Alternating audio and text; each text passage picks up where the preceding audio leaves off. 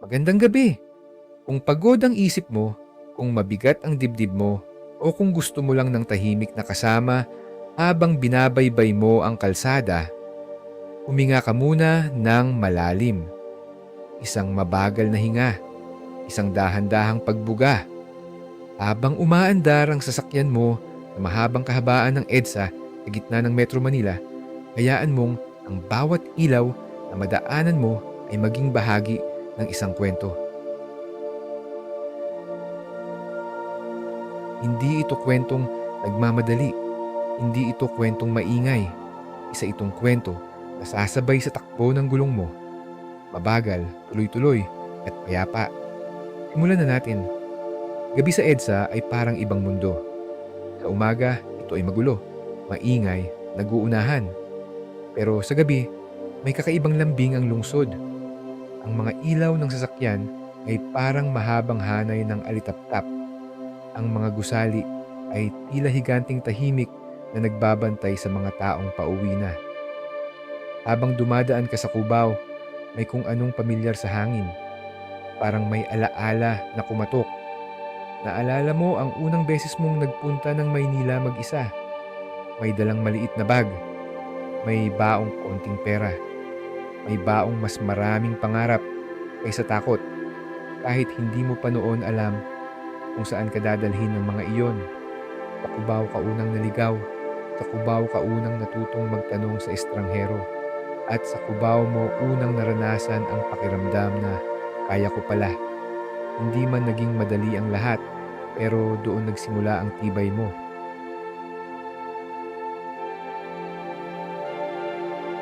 Umandar muli ang sasakyan. Habang papalapit ka sa Ortigas Center, makikita mo ang mga ilaw sa matataas na gusali. Sa bawat bintana, may kwento. May taong overtime.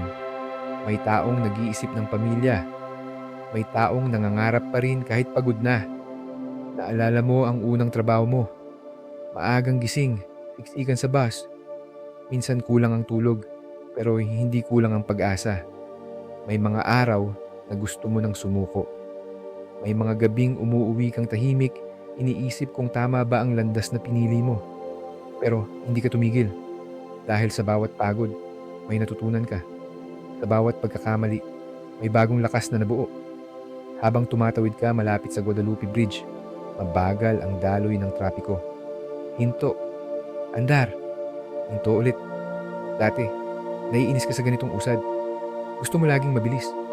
Gusto mo laging tapos agad. Pero ngayon, iba na. Natutunan mong ang mabagal ay hindi kabawasan. Minsan, ang mabagal ang nagtuturo sa'yo kung paano maghintay, kung paano huminga, kung paano magpasensya. Sa ilalim ng tulay, kumikislap ang ilaw sa tubig. Parang mga alaala. May ilan malinaw, may ilan malabo. Habang papasok ka sa bahagi ng Makati Central Business District, mas maliwanag ang paligid. Dito mo naalala ang isang lumang pag-ibig. Yung sabay kayong naglalakad sa gilid ng kalsada. Yung simpleng kape sa paper cup. Yung tawanan na walang iniisip na bukas. Hindi man nagtagal, naging totoo. At habang umaandar ka ngayon, hindi na mabigat ang alaala. Parang lumang litrato na tinatago sa kahon. Hindi na araw-araw tinitingnan, pero mahalaga pa rin. Sa EDSA, maraming dumadaan. May papunta, may pauwi, may tumatakas, may naghahanap.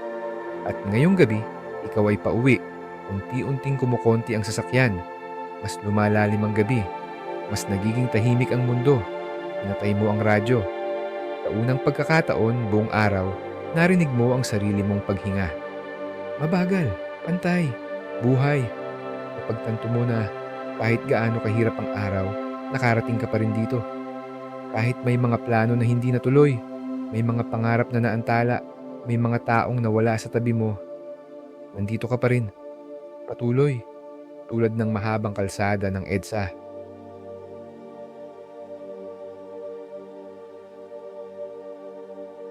Hindi man laging malinaw ang dulo, pero siguradong may patutunguhan. Habang lumiliko ka papasok sa mas tahimik na daan, mas madilim pero mas pamilyar, Ramdam mo ang gaan. Hindi kailangang maging perpekto ang lahat. Hindi kailangang maayos ang bawat detalye ng buhay. Minsan sapat na ang isang tahimik na gabi, isang mahabang biyahe, isang pusong marunong magpasalamat, isandal mo ang ulo mo saglit, ipikit ang mga mata kapag nakahinto ka na. Isipin mo ang mga ilaw na dinaanan mo, ang kubaw ng iyong pagsisimula, ang ortigas ng iyong pagsubok, ang makati ng iyong pag-ibig, ang tulay ng iyong pagbabago. Lahat ng iyon ay bahagi mo. At ngayong gabi, hindi mo kailangang magmadali. Hayaan mong ang mga ilaw ng kalsada ay maging mga bituin sa iyong isipan. Hayaan mong ang mahinang ugong ng makina ay maging duyan ng iyong pahinga.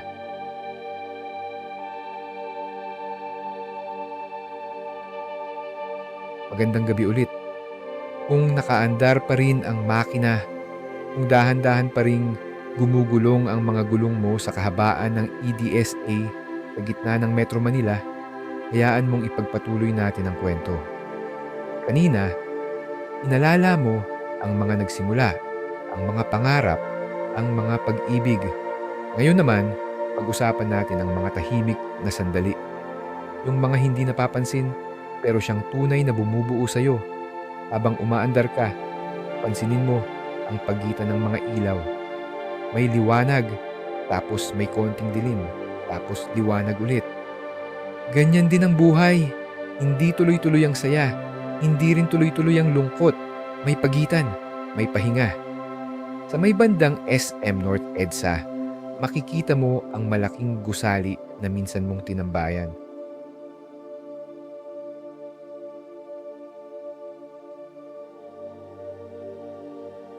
Naalala mo ba yung unang sine mo na ikaw ang nagbayad? Yung pakiramdam na parang milestone, kahit simpleng bagay lang. May hawak kang popcorn, may hawak kang pangarap. Minsan mag-isa ka lang, pero hindi mo ramdam ang lungkot kasi natututo kang maging komportable sa sarili mong kasama. Habang bumabagal ang takbo, may jeep na dumaan sa gilid mo. May ilang pasahero pa kahit gabi na.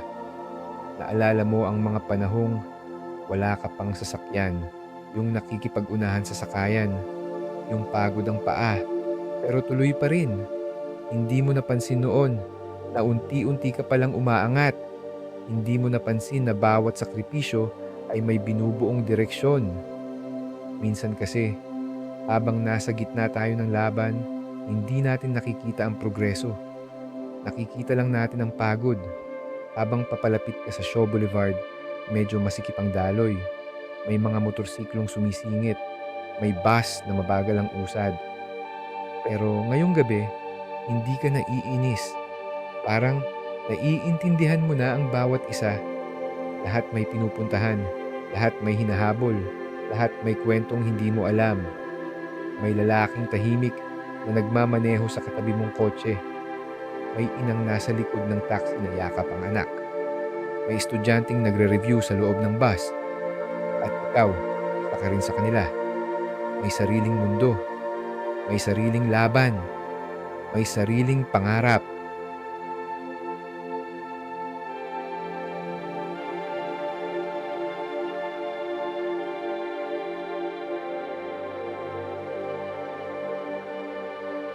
Habang dumadaan ka malapit sa EDSA Shrine, may kakaibang katahimikan sa hangin. Kahit saglit, parang bumagal ang lahat.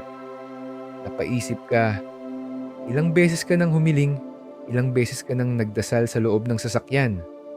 Ilang beses mong sinabi, Lord, bahala ka na. At sa kabila ng lahat, nandito ka pa rin. Hindi man perpekto ang sagot sa dasal mo, pero may mga bagay na tahimik na naibigay. Kalakasan, pagpapatawad, pag-asa. Habang nagpapatuloy ang biyahe, napansin mong mas kaunti na ang sasakyan. Mas malamig ang hangin, mas tahimik ang gabi. Ang EDSA sa ganitong oras ay parang isang matandang kaibigan. Marami nang nakita, marami nang dinaanan, pero hindi nang huhusga. Ilang tao na kaya ang umiyak sa kalsadang ito? Ilang tao ang unang umamin ng mahal kita? habang nakahinto sa trapiko?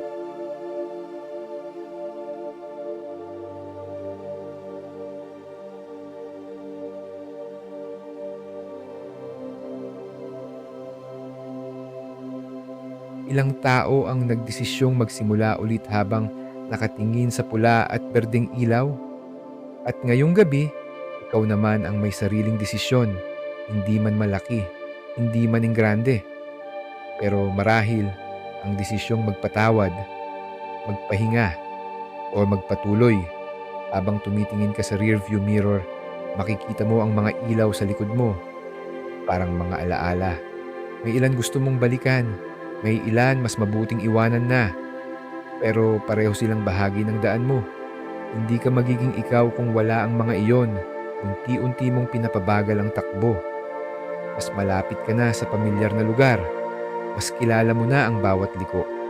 At doon mo napagtanto, ang tunay na pahinga ay hindi lang pagdating sa bahay. Ito ay ang pakiramdam na kahit hindi mo kontrolado ang lahat, handa ka pa ring harapin ang bukas. Na kahit hindi mo alam ang buong mapa ng buhay mo, kaya mong magmaneho sa dilim dahil may tiwala ka sa sarili mong ilaw. Ang mga poste sa gilid ng EDSA ay patuloy na nagbibigay liwanag. Hindi sila nagmamadali, hindi sila napapagod. Isa-isa, dinadaanan mo sila. Parang bawat araw ng buhay mo, dumadaan, may itinuturo, tapos tuloy ulit. Kung pagod ka man ngayon, okay lang. Kung may bigat pa sa dibdib, okay lang. Hindi kailangang matapos ang lahat ngayong gabi. Minsan, tapat na ang isang tahimik na biyahe, isang mahabang daan, isang pusong patuloy na tumitibok habang ipinarada mo na ang sasakyan at unti-unting pinatay ang makina. Makinig ka sa katahimikan pagkatapos ng ingay, sa pagitan ng hinga at buntong hininga. Nakarating ka na naman, hindi lang sa destinasyon, kundi sa isa na namang yugto ng buhay mo. Magandang gabi. Hayaan mong ang huling ilaw na nakita mo sa EDSA ay maging bituin sa panaginip mo. At bukas, kapag muli kang bumalik sa mahabang kalsada, dala mo na ang bagong lakas. Tahimik, pero totoo. Pahinga ka na.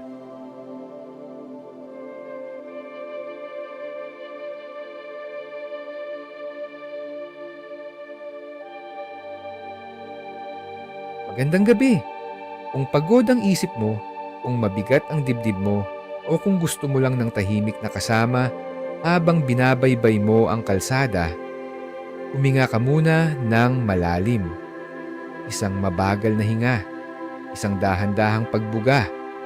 Habang umaandar ang sasakyan mo sa mahabang kahabaan ng EDSA sa gitna ng Metro Manila, hayaan mong ang bawat ilaw na madaanan mo ay maging bahagi ng isang kwento. Hindi ito kwentong nagmamadali. Hindi ito kwentong maingay. Isa itong kwento na sasabay sa takbo ng gulong mo. Mabagal, tuloy-tuloy, at payapa.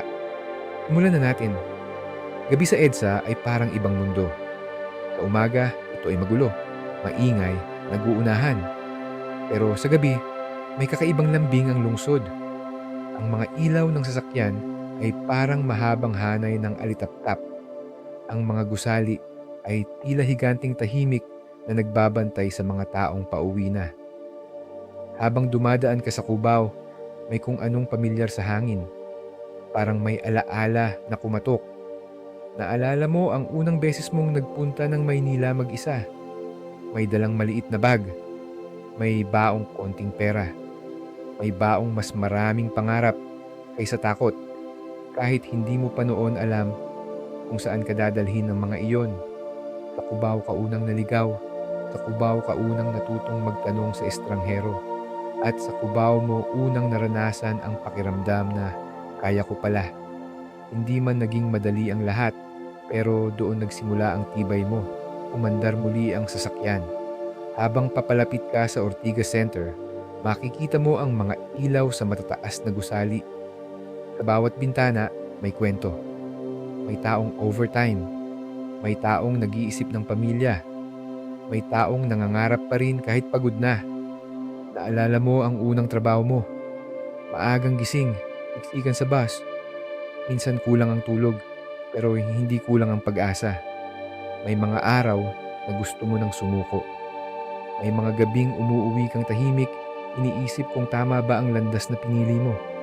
Pero hindi ka tumigil dahil sa bawat pagod, may natutunan ka. Sa bawat pagkakamali, may bagong lakas na nabuo. Habang tumatawid ka malapit sa Guadalupe Bridge, mabagal ang daloy ng trapiko. Hinto, andar, hinto ulit. Dati, naiinis ka sa ganitong usad. Gusto mo laging mabilis. Gusto mo laging tapos agad. Pero ngayon, iba na. Natutunan mong ang mabagal ay hindi ka bawasan. Minsan, ang mabagal ang nagtuturo sa'yo kung paano maghintay, kung paano huminga, kung paano magpasensya. Sa ilalim ng tulay, kumikislap ang ilaw sa tubig. Parang mga alaala. May ilan malinaw, may ilan malabo. Habang papasok ka sa bahagi ng Makati Central Business District, mas maliwanag ang paligid. Dito mo naalala ang isang lumang pag-ibig. Yung sabay kayong naglalakad sa gilid ng kalsada. Yung simpleng kape sa paper cup. Yung tawanan na walang iniisip na bukas. Hindi man nagtagal, naging totoo. At habang umaandar ka ngayon, hindi na mabigat ang alaala. Parang lumang litrato na tinatago sa kahon. Hindi na araw-araw tinitingnan, pero mahalaga pa rin. Sa EDSA, maraming dumadaan. May papunta, may pauwi, may tumatakas, may naghahanap. At ngayong gabi, ikaw ay pauwi. Unti-unting kumukonti ang sasakyan. Mas lumalalim ang gabi. Mas nagiging tahimik ang mundo. Pinatay mo ang radyo. Sa unang pagkakataon, buong araw, narinig mo ang sarili mong paghinga. Mabagal, pantay, buhay. Napagtanto mo na kahit gaano kahirap ang araw, nakarating ka pa rin dito. Kahit may mga plano na hindi natuloy, may mga pangarap na naantala, may mga taong nawala sa tabi mo, nandito ka pa rin. Patuloy, tulad ng mahabang kalsada ng EDSA. Hindi man laging malinaw ang dulo, pero siguradong may patutunguhan. Habang lumiliko ka papasok sa mas tahimik na daan, mas madilim pero mas pamilyar, ramdam mo ang gaan. Hindi kailangang maging perpekto ang lahat. Hindi kailangang maayos ang bawat detalye ng buhay. Minsan sapat na ang isang tahimik na gabi, isang mahabang biyahe, isang pusong marunong magpasalamat, isandal mo ang ulo mo saglit, ipikit ang mga mata kapag nakahinto ka na. Isipin mo ang mga ilaw na dinaanan mo, ang kubaw ng iyong pagsisimula, ang ortigas ng iyong pagsubok, ang Makati ng iyong pag-ibig, ang tulay ng iyong pagbabago. Lahat ng iyon ay bahagi mo. At ngayong gabi, hindi mo kailangang magmadali. Hayaan mong ang mga ilaw ng kalsada ay maging mga bituin sa iyong isipan. Hayaan mong ang mahinang ugong ng makina ay maging duyan ng iyong pahinga. Magandang gabi. Patuloy ang lungsod. Pero ikaw, pwede ka nang magpahinga. Nakarating ka na.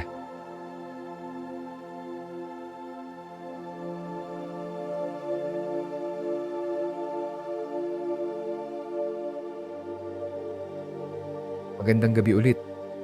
Kung nakaandar pa rin ang makina, kung dahan-dahan pa ring gumugulong ang mga gulong mo sa kahabaan ng EDSA sa gitna ng Metro Manila, hayaan mong ipagpatuloy natin ang kwento. Kanina, inalala mo ang mga nagsimula, ang mga pangarap, ang mga pag-ibig. Ngayon naman, pag-usapan natin ang mga tahimik na sandali. Yung mga hindi napapansin, pero siyang tunay na bumubuo sa'yo. Habang umaandar ka, pansinin mo ang pagitan ng mga ilaw. May liwanag, tapos may konting dilim, tapos liwanag ulit. Ganyan din ang buhay. Hindi tuloy-tuloy ang saya. Hindi rin tuloy-tuloy ang lungkot. May pagitan, may pahinga. Sa may bandang SM North EDSA, makikita mo ang malaking gusali na minsan mong tinambayan. Naalala mo ba yung unang sine mo na ikaw ang nagbayad? Yung pakiramdam na parang milestone kahit simpleng bagay lang. May hawak kang popcorn, may hawak kang pangarap. Minsan mag-isa ka lang, pero hindi mo ramdam ang lungkot. kasi natututo kang maging komportable sa sarili mong kasama. Habang bumabagal ang takbo, may jeep na dumaan sa gilid mo. May ilang pasahero pa kahit gabi na. Naalala mo ang mga panahong wala ka pang sasakyan, yung nakikipag-unahan sa sakayan, yung pagod ang paa, pero tuloy pa rin. Hindi mo napansin noon na unti-unti ka palang umaangat. Hindi mo napansin na bawat sakripisyo ay may binubuong direksyon. Minsan kasi, habang nasa gitna tayo ng laban, hindi natin nakikita ang progreso. Nakikita lang natin ang pagod. Habang papalapit ka sa Shaw Boulevard, medyo masikip ang daloy. May mga motorsiklong sumisingit. May bus na mabagal ang usad. Pero ngayong gabi, hindi ka naiinis. Parang naiintindihan mo na ang bawat isa. Lahat may pinupuntahan, lahat may hinahabol, lahat may kwentong hindi mo alam. May lalaking tahimik na nagmamaneho sa katabi mong kotse. May inang nasa likod ng taxi na yakap ang anak. May estudyanteng nagre-review sa loob ng bus. At ikaw, isa ka rin sa kanila. May sariling mundo, may sariling laban, may sariling pangarap. Habang dumadaan ka malapit sa EDSA Shrine, may kakaibang katahimikan sa hangin. Kahit saglit, parang bumagal ang lahat. Napaisip ka, ilang beses ka nang humiling, ilang beses ka nang nagdasal sa loob ng sasakyan. Ilang beses mong sinabi, Lord, bahala ka na. At sa kabila ng lahat, nandito ka pa rin. Hindi man perpekto ang sagot sa dasal mo, pero may mga bagay na tahimik na naibigay. Kalakasan, pagpapatawad, pag-asa. Habang nagpapatuloy ang biyahe, napansin mong mas kaunti na ang sasakyan. Mas malamig ang hangin, mas tahimik ang gabi. Ang EDSA sa ganitong oras ay parang isang matandang kaibigan. Marami nang nakita, marami nang dinaanan, pero hindi nang huhusga. Ilang tao na kaya ang umiyak sa kalsadang ito? Ilang tao ang unang umamin ng mahal kita habang nakahinto sa trapiko? Ilang tao ang nagdesisyong magsimula ulit habang nakatingin sa pula at berdeng ilaw? At ngayong gabi, ikaw naman ang may sariling desisyon, hindi man malaki, hindi man grande. Pero marahil, ang desisyong magpatawad, magpahinga, o magpatuloy. Habang tumitingin ka sa rearview mirror, makikita mo ang mga ilaw sa likod mo. Parang mga alaala. May ilan gusto mong balikan, may ilan mas mabuting iwanan na. Pero pareho silang bahagi ng daan mo. Hindi ka magiging ikaw kung wala ang mga iyon. Unti-unti mong pinapabagal ang takbo. Mas malapit ka na sa pamilyar na lugar. Mas kilala mo na ang bawat liko. At doon mo napagtanto, ang tunay na pahinga ay hindi lang pagdating sa bahay. Ito ay ang pakiramdam na kahit hindi mo kontrolado ang lahat, handa ka pa ring harapin ang bukas. Na kahit hindi mo alam ang buong mapa ng buhay mo, kaya mong magmaneho sa dilim dahil may tiwala ka sa sarili mong ilaw. Ang mga poste sa gilid ng EDSA ay patuloy na nagbibigay liwanag. Hindi sila nagmamadali, hindi sila napapagod. Isa-isa, dinadaanan mo sila. Parang bawat araw ng buhay mo, dumadaan, may itinuturo, tapos tuloy ulit. Kung pagod ka man ngayon, okay lang. Kung may bigat pa sa dibdib, okay lang. Hindi kailangang matapos ang lahat ngayong gabi. Minsan, tapat na ang isang tahimik na biyahe, isang mahabang daan, isang pusong patuloy na tumitibok. Habang ipinarada mo na ang sasakyan, unti-unting pinatay ang makina, makinig ka. Sa katahimikan, pagkatapos ng ingay, sa pagitan ng hinga at buntong hininga, nakarating ka na naman, hindi lang sa destinasyon, kundi sa isa na namang yugto ng buhay mo. Magandang gabi. Hayaan mong ang huling ilaw na nakita mo sa EDSA ay maging bituin sa panaginip mo. At bukas, kapag muli kang bumalik sa mahabang kalsada, dala mo na ang bagong lakas. Tahimik, pero totoo. Pahinga ka na.